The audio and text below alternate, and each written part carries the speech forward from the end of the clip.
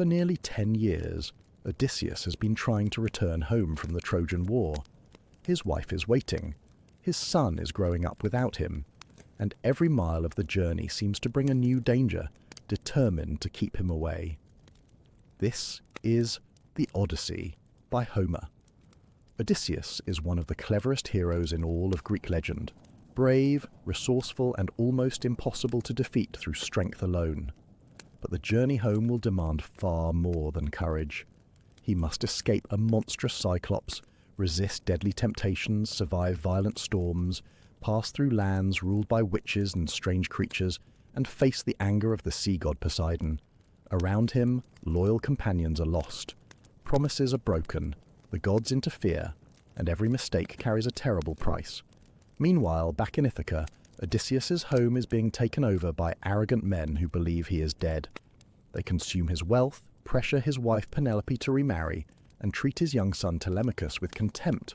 But Penelope refuses to surrender hope, and Telemachus begins to search for the truth about the father he barely remembers. Before the story's over, Odysseus will face monsters, temptation, grief, betrayal, and the final question of whether a man can return home after so many years and still reclaim the life he left behind. I'm Roger Braveheart, and a very warm welcome to the 33 Minute Stories channel. These stories are for anyone who has ever wished they had read the great classics at school, but never quite got around to it. Because the story is read to you, you can leave it playing in the background, carry on with another task, and simply listen as the dangerous, mysterious, and unforgettable world of the Odyssey unfolds. By the end, you'll understand the story well enough to enjoy it, remember it, and sound a little more well-read when it comes up in conversation.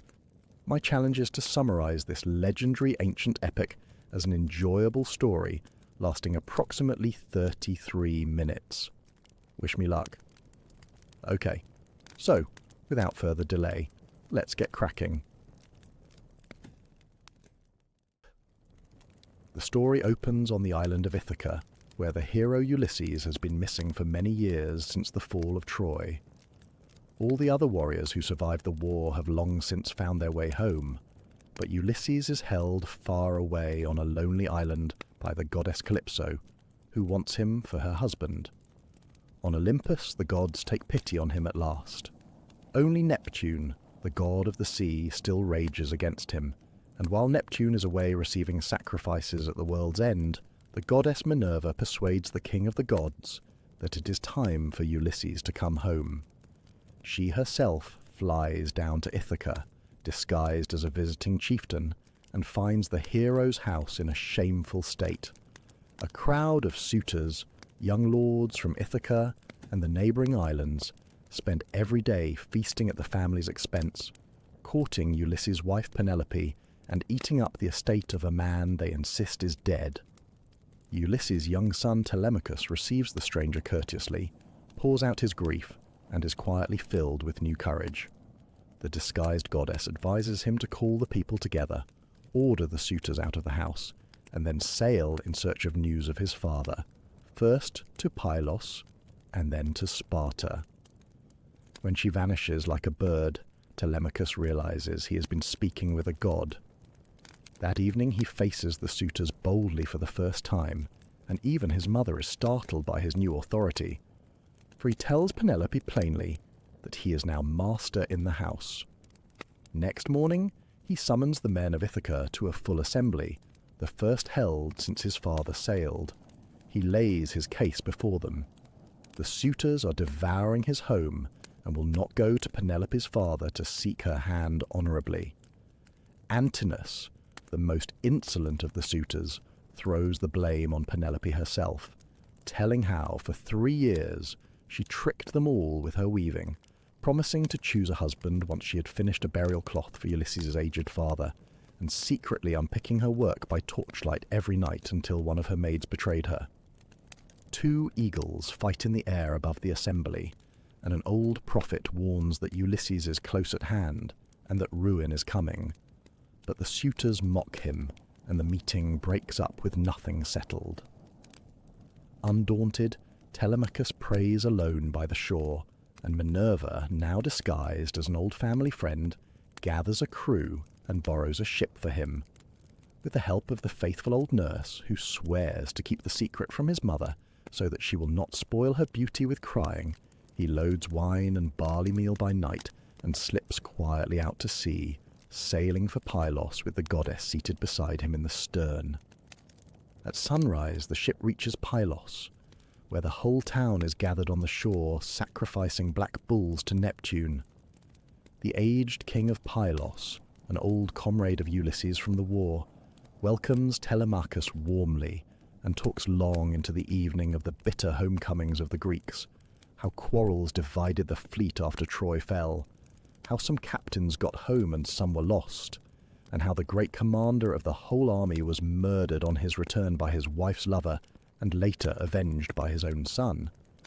Of Ulysses, though, the old king has heard nothing at all, and he advises the boy to go on to Sparta, whose king came home last of all the Greeks, and may know more. After a splendid sacrifice of a gilded heifer, Telemachus is sent onward by land in a chariot, with the old king's son as his travelling companion. At Sparta, they find a palace glittering with gold, amber, ivory and silver in the middle of a double wedding feast. The king of Sparta and his famous wife, the woman whose flight to Troy caused the whole war, soon guess who their young visitor must be, for he weeps when his father is mentioned and is the very image of him. The queen tells how Ulysses once crept into Troy disguised as a beggar and killed many enemies, and her husband remembers the hero's iron nerve inside the wooden horse. Next morning, the king tells his own strange story. Detained by the gods in Egypt on his way home, he trapped the old man of the sea, a shape-shifting prophet, holding him fast while he turned into a lion, a dragon running water and a tree. Forced at last to speak, the old sea god told him the fates of the other Greeks, of his brother's murder, and of one man still alive, Ulysses weeping on a distant island, kept prisoner by the nymph Calypso, with no ship and no crew to carry him over the sea. This is the first real news Telemachus has heard, and though his host presses him to stay and offers rich gifts, he asks leave to return to his crew. Meanwhile, back in Ithaca, the suitors discover that Telemachus has actually sailed, and Antinous, his heart black with rage, plans a deadly ambush, fitting out a ship of 20 armed men to lie in wait in the strait between the islands and murder the boy on his way home. A servant overhears the plot and carries word to Penelope, who is struck almost senseless with grief, mourning now for her husband and her son together. The old nurse confesses that she helped the boy leave and urges her mistress to pray to Minerva, and that night the goddess sends a comforting vision in the shape of Penelope's sister, promising that Telemachus sails under divine protection, though it will say nothing of whether Ulysses lives. The suitor's ship slips out to sea and takes up its station in ambush among the islands. The gods meet again in council, and this time the messenger god is sent to Calypso's island to declare their decree. Ulysses must be released at last. He finds the nymph in her cave among cedar smoke, trained vines and running streams, and Ulysses himself, sitting on the shore as he does every day, staring out at the barren sea with tears in his eyes, worn out with longing for home. Calypso protests bitterly that the gods are always jealous when a goddess loves a mortal man, but she dares not disobey. She promises Ulysses her help, and when he suspects a trick, she swears the most solemn oath a god can swear that she means him no harm. She even offers to make him immortal if he will stay, pointing out that his wife cannot match a goddess in beauty. Ulysses answers with careful courtesy that all the same he wants nothing but to get home, and can think of nothing else. He builds himself a broad raft with axe and adze, and on the 5th day sails away, steering by the stars for 17 days, until the mountains of a strange coast rise like a shield on the horizon. Then Neptune, returning from his feast, catches sight of him and stirs up a terrible storm from every quarter at once. The mast snaps, Ulysses is swept overboard and nearly drowned, and he only survives because a kindly sea goddess rises from the waves, lends him her enchanted veil, and tells him to leave the wreck and swim for it. For 2 days and nights he drifts in heavy seas, is nearly dashed to pieces on smooth rocks, and finally struggles ashore at the mouth of a river, so battered and swollen that he can hardly breathe or speak. Naked and exhausted, he buries himself in a deep bed of dead leaves beneath 2 olive shoots and sleeps. He has landed in the country of the Phaeacians, a race of famous sailors, and while he sleeps, Minerva visits the dreams of the king's lovely young daughter, prompting her to take the household washing down to the river in the morning. The girl and her maids wash the clothes, picnic by the stream, and play at ball while the linen dries, and their shouting wakes the ragged castaway. Covering himself with a leafy branch, he comes out looking like a lion from the wilderness, and the maids scatter in fright. Only the princess stands her ground. Ulysses addresses her with such honeyed and careful words, comparing her to a goddess and to a young palm tree he once saw growing by an altar, that she takes pity on him, gives him food, oil and clothes, and Minerva makes him look taller and more handsome than before. The princess guides him towards the town, prudently telling him to follow behind the wagon to avoid gossip, and, once inside the palace, to seek out her mother the queen and clasp her knees. For if he can win the queen's goodwill, he may hope to see his own country again. Hidden in a magic mist, so that none of the townspeople can trouble him, Ulysses walks through the harbours and lofty walls of the Phaeacian city, and comes to the palace of the Phaeacian king, a place shining like the sun and moon, with walls of bronze, doors of gold, and a marvellous garden, where fruit ripens all the year round and never fails. He passes straight through the hall, throws himself at the knees of the queen, and begs for help to reach his own country.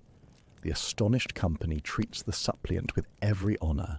He is fed, seated in a place of distinction, and promised an escort home, and the king even hints that if the stranger cared to stay, he would gladly give him his daughter in marriage with a house and an estate. Ulysses tells of his years with Calypso and his terrible voyage on the raft, but he does not yet reveal his name. Next day the king calls an assembly, a ship and crew are made ready, and a great feast is held with the famous blind bard, to whom the muse gave a divine gift of song but took away his eyesight. When the bard sings of the quarrels of the heroes at Troy, Ulysses draws his cloak over his face and weeps, and only the watchful king notices. To change the mood, the Phaeacians hold athletic games, running, wrestling, boxing, jumping and throwing the disc.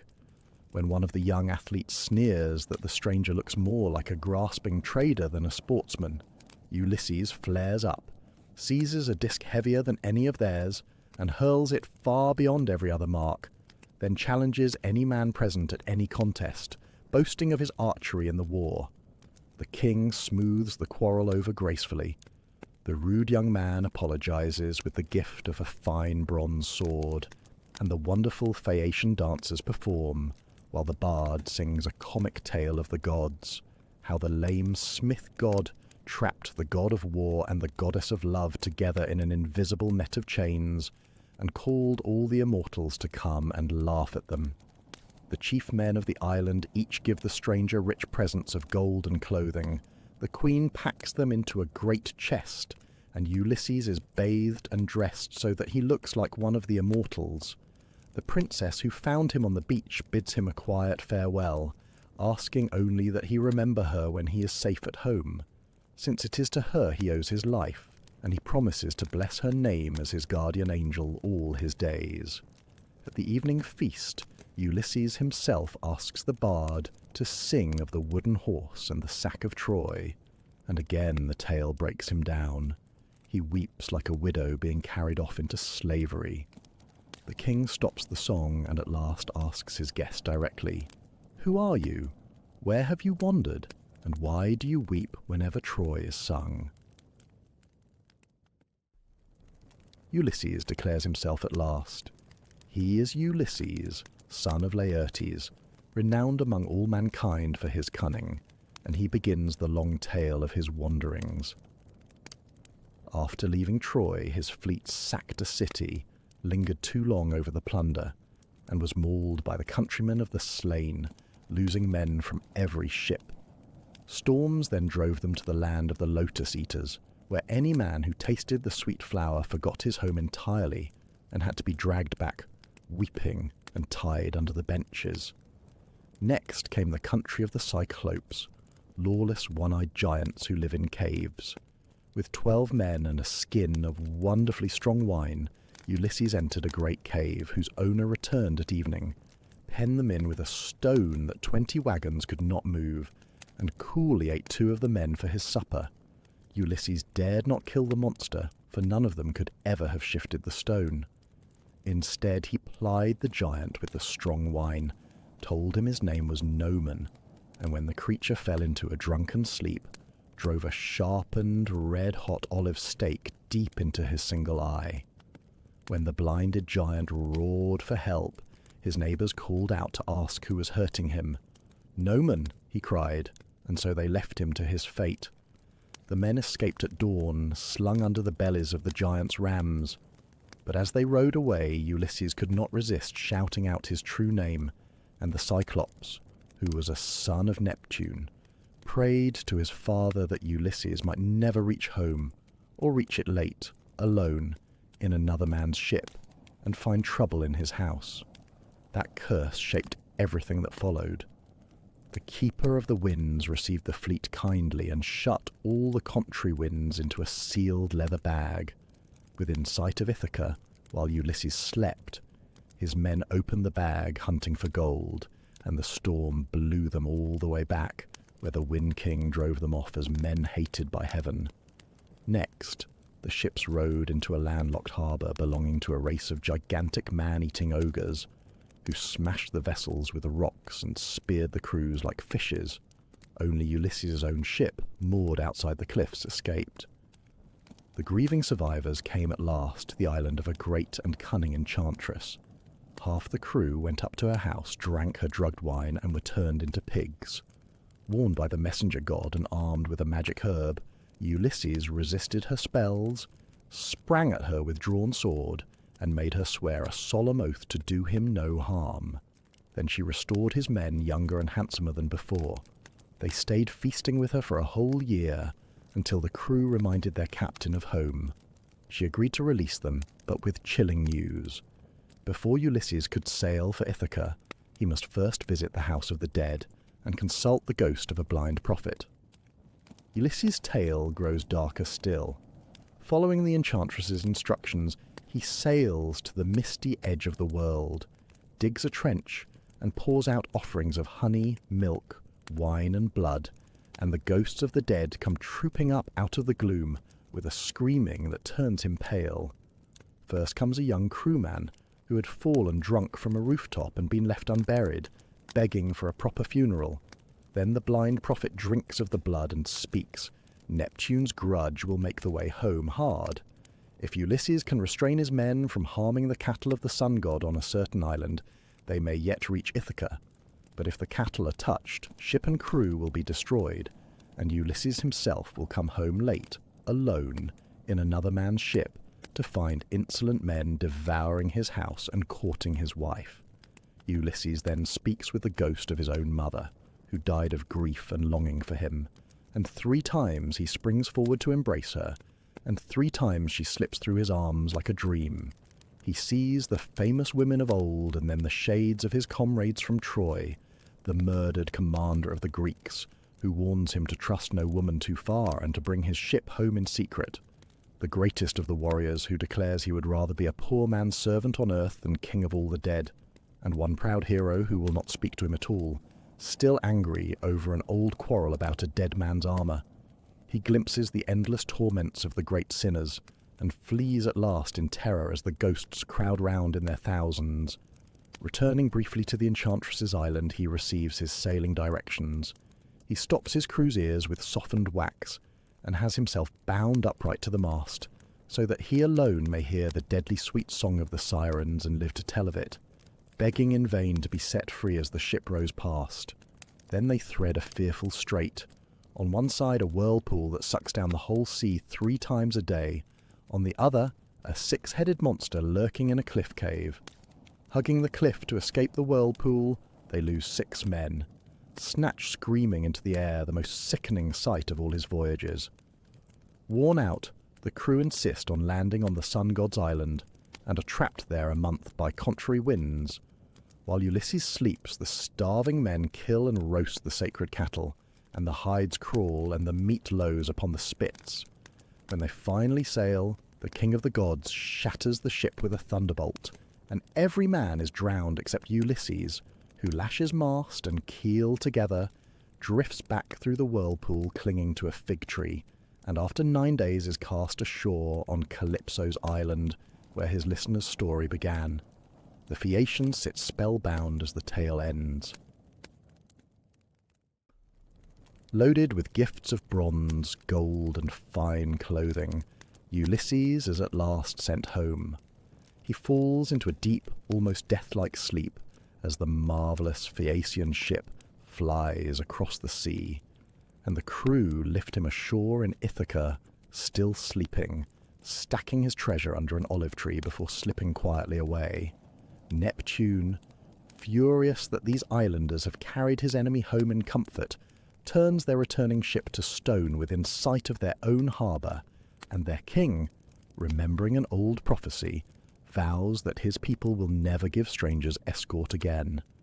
Ulysses wakes wrapped in a fog and does not recognize his own island. He counts his treasure, laments that he has been dumped in a strange country, and is met by Minerva disguised as a young shepherd. When she tells him this is Ithaca, he instantly spins an elaborate lying tale about being a fugitive from Crete, and the goddess, smiling, reveals herself, openly delighted by his endless craft, which she says is the match of her own among the gods. She scatters the mist, helps him hide his treasure safely in a cave, and warns him of the crowd of suitors who have besieged his wife these 3 years. Together, sitting beneath the olive tree, they plot the suitor's destruction. With a touch of her wand, she withers him into a wrinkled, ragged old beggar, so that no living soul will know him, and sends him inland to the hut of his faithful swineherd Eumaeus, while she flies off to fetch Telemachus home from Sparta. The swineherd's fierce dogs nearly tear the stranger to pieces, but the good man drives them off, welcomes the beggar to his fire, and kills his best pigs for him, complaining bitterly all the while of the shameless suitors who devour his absent master's herds day after day. Nothing will make Eumaeus believe his master still lives. Too many tramps have come to the house with lying tales for the sake of a cloak and shirt. The disguised Ulysses swears a solemn oath that Ulysses will return within that very month to take vengeance. But the swineherd refuses all comfort, grieving equally for his lost master and for young Telemachus, who has sailed straight into the suitor's ambush. Asked for his own story, Ulysses invents another long history of wars, shipwreck, slavery in Egypt, and hairbreadth escapes, claiming to have heard on his travels that Ulysses is alive and gathering treasure for his homecoming. Eumaeus enjoys the tale immensely but believes not a word of the good news. That night, in a storm of wind and rain, the beggar hints for a warm covering by telling a story of a cold night's ambush before Troy, and the swineherd, taking the hint with a laugh, spreads him a thick bed by the fire and then goes out himself, spear in hand, to sleep beside his pigs in the wind, a loyalty that quietly warms his hidden master's heart. Far away in Sparta, Minerva rouses Telemachus by night and warns him to hurry home, telling him of the ambush waiting in the strait and instructing him to land quietly and go first to the swineherd's hut. His royal host loads him with splendid presents. The queen gives him a wedding robe for his future bride, and an eagle carrying off a goose is read as a sign that Ulysses is already home and hatching mischief for the suitors. At Pylos, the boy avoids delay by boarding his ship at once, taking with him a fugitive seer who begs for passage, and by sailing wide of the islands at night, he slips safely past the suitor's ambush. Meanwhile, in the hut, the swineherd tells the beggar his own story, how he was born a king's child, stolen as a little boy by a treacherous nursemaid, and sold across the sea into slavery. At dawn, Telemachus lands and comes straight up to the hut, where Eumaeus weeps over him like a father whose only son has come back from the dead after 10 years. The boy sends the swineherd to town to tell Penelope he is safe, and while they are alone, Minerva restores Ulysses to his true form. Telemachus at first takes him for a god, but Ulysses embraces him, saying plainly that no other Ulysses will ever come home, and father and son weep aloud together like robbed eagles. Then they lay their plans. Ulysses will come to town as a beggar, and must be left unhelped no matter how the suitors abuse him. At a given sign, the armour hanging in the hall will be hidden away in the storeroom, and no one, not even Penelope, is to know that he has returned. In town, the suitors, baffled by the failure of their ambush, debate murdering Telemachus openly, but hold back for fear of the people while Penelope confronts Antinous to his face with his plotting. Telemachus returns to his mother, who greets him with joyful tears, and the fugitive seer solemnly declares to her that Ulysses is even now in Ithaca, preparing a day of reckoning. Then Ulysses himself, ragged and leaning on a staff, walks down to his own house with the swineherd. On the way, the treacherous goatherd insults them both with foul language and kicks the beggar as he passes, and at the palace gate an old hound, bred by Ulysses 20 years before and now lying neglected on a dung heap, knows his master, drops his ears, wags his tail, and dies. In the hall, the beggar goes begging round the suitors' tables to learn what kind of men they are, and Antinous, mocking him, hurls a footstool that strikes him hard on the shoulder. Ulysses stands firm as a rock and bears it in silence, brooding on his revenge. Even the other suitors grow uneasy at such abuse of a stranger, who might be a god in disguise, and Penelope, hearing of it, asks to speak with this traveller who claims news of her husband. The beggar prudently puts the meeting off until nightfall, when they can talk alone. A hulking town tramp who runs errands for the suitors tries to drive the ragged stranger from the doorway, and the suitors, delighted at the sport, set the two beggars to box for a prize. When Ulysses girds up his rags and bares his powerful thighs, chest and shoulders, they are astonished, and with one carefully measured blow, he breaks the bully's jaw and drags him out to the gate to sit as a scarecrow for dogs and pigs. He quietly warns the most decent of the suitors that Ulysses is near, and that blood will not be avoided, and the man walks away troubled, but stays to meet his doom. Minerva then prompts Penelope to show herself to the suitors, shedding grace and beauty over her while she sleeps, and she cleverly draws rich presents from every one of them, while her disguised husband watches, well pleased with her cunning. That evening, the insolent maids and a leading suitor mock the beggar as he tends the burning braziers, and a thrown footstool misses him, and knocks down a cupbearer, until Telemachus firmly sends the whole company home to bed.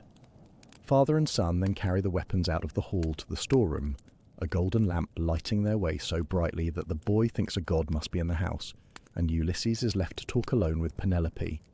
He tells her another false tale of Crete, describing so exactly the purple mantle and golden brooch Ulysses wore 20 years ago that she weeps bitterly, and he swears that her husband is alive, close at hand, and will return within the month. She orders the old nurse to wash the honoured stranger's feet, and the old woman, touching a scar above his knee, made long ago by a wild boar's tusk when he hunted as a boy with his grandfather, knows her master instantly.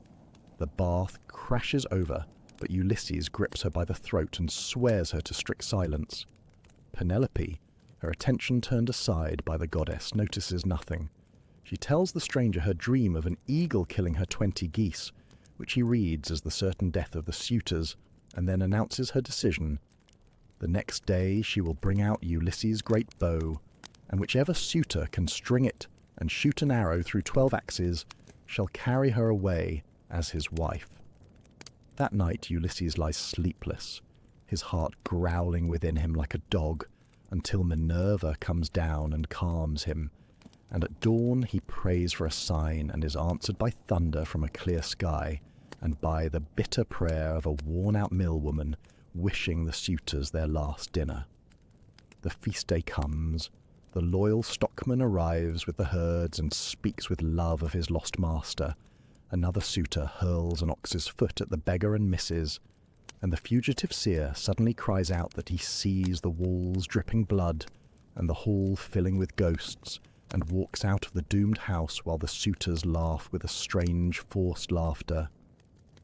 Penelope brings down the great bow from the storeroom, weeping as she takes it from its case, and the contest begins. Suitor after suitor warms and greases the bow, but not one of them is strong enough to bend it. Outside the gates, Ulysses tests the loyal swineherd and stockman, shows them the boar's scar, and gives them their orders.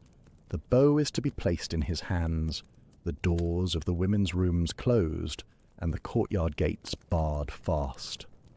Over the suitor's furious objections, Telemachus insists that the beggar be allowed his try, and Ulysses examines the weapon, strings it as easily as a bard strings a lyre, and sends an arrow clean through all 12 axes while thunder rolls overhead as an omen.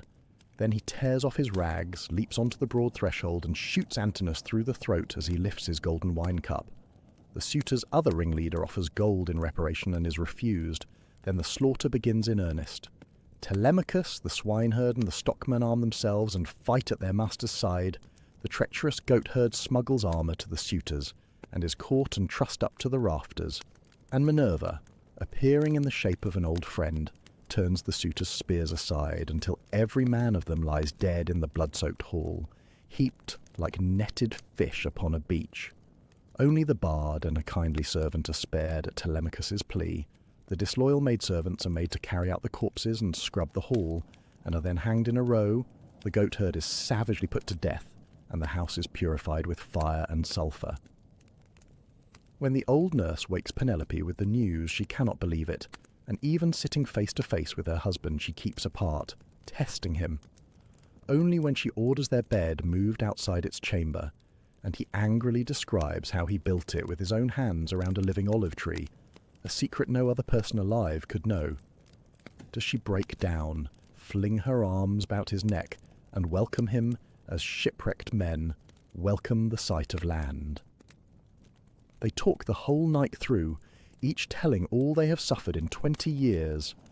At dawn, Ulysses goes out to the farm where his aged father grieves in rags among his vines, teases the old man with one last invented tale, and then, his heart touched, reveals himself by the scar, and by the very fruit trees his father gave him as a boy. Meanwhile, the ghosts of the suitors reach the meadow of the dead, where the shade of the murdered commander of the Greeks hears their story and praises Penelope's faithfulness above all women.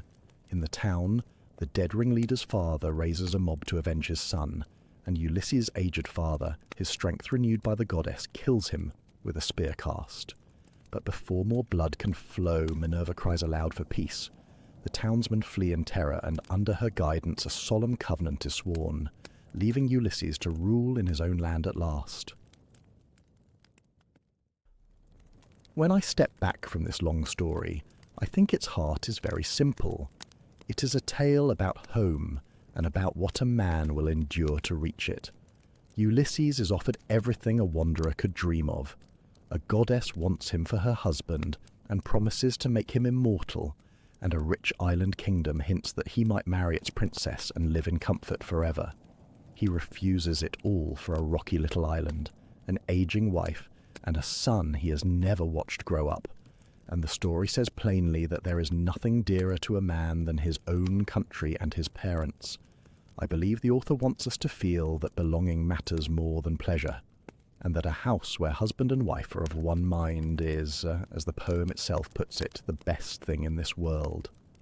I also think the book is a long lesson in hospitality, in how strangers ought to be treated. Again and again we are told that guests and beggars are under the protection of heaven. The people who welcome the stranger, the swineherd who shares his pork with a ragged tramp, the princess who clothes a naked castaway, the seafaring king who feasts an unknown suppliant, are the story's good people. Those who abuse guests, the one-eyed giant who eats his visitors, and the suitors who devour another man's food and throw stools at a beggar in his own hall, are destroyed. The suitor's deepest crime is not simply courting Penelope, It is insolence, waste, and contempt for the household they batten upon. Then there is the matter of wits.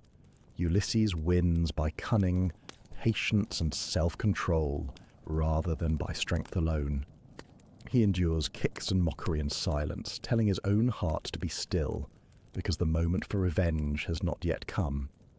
The book seems to me to admire this discipline as much as any battlefield courage, and to suggest that a man who can wait and think will outlast the loud and the violent. Finally, I think the story is about responsibility. At the very beginning, the king of the gods complains that mortals blame heaven for what is really their own folly, and the tale keeps proving him right. The crew who open the bag of winds, the men who slaughter the sun god's cattle after solemn warnings, the suitors who ignore omen after omen, all bring their doom upon themselves. Set against them stand the loyal, the swineherd, the old nurse, the stockman, and above all the faithful Penelope, whose constancy is praised as a song that will never die, while treachery in servants ends in disgrace and death. That, I believe, is the message the author leaves us with. Keep faith, honour the stranger, master yourself, and hold on until you come home. Thank you for staying till the end of the Odyssey. You obviously are a glutton for punishment. Please hit the like icon if you thought this video deserves it, so other people get to see it. Let me know in the comments which book you would like me to read to you next. Now YouTube have put on screen a channel subscribe icon, and below it my latest video for you to check out. See you next time.